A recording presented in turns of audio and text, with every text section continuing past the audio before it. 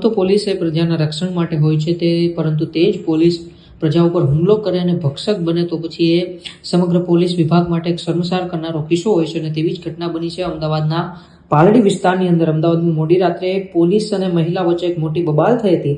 Traffic police કર્મી સાથે દાદાગીરીનો આરોપ અત્યારે લાગ્યો છે. પોલીસ કર્મીએ પાલડી 4 રસ્તા સાથે મહિલાને લાફો પણ માર્યો છે તેવો અત્યારે આરોપો પોલીસ ઉપર લાગી રહ્યા છે. પોલીસનું આઈડી કાર્ડ નીચે પડી જતા લાફાવાળી કરાઈ હોવાનો આરોપો અત્યારે લાગી રહ્યા છે. ત્યારે એક વિડીયો વાયરલ થયો હતો અને વિડીયોની અંદર એ પોલીસ કર્મી છે તે મહિલાને લાફો મારતા હોય તેવું નજરે પડી રહ્યું છે. અમદાવાદમાં પોલીસ કર્મીએ મહિલાને લાફો મારતા તેમને લોહી પણ નીકળ્યું હતું. આંખના ઉપરના ભાગે અને કાન પાસે તે મહિલાની ઈજા પણ થઈ હતી. તો મહિલા પીઆઈએ ક્રોસ ફરિયાદનું કહી ધમકાવીને મહિલાને કાઢી મૂકી હતી.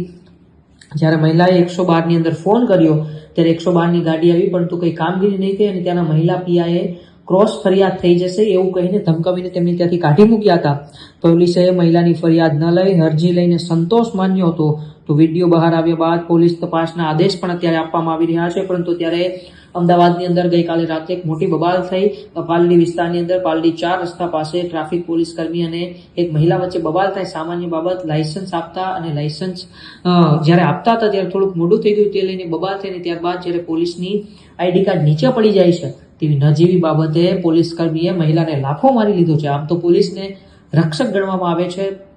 તેનું પ્રજાનું રક્ષક કરવાનું હોય છે, સામાન્ય જનતાને સાંભળવાની હોય છે.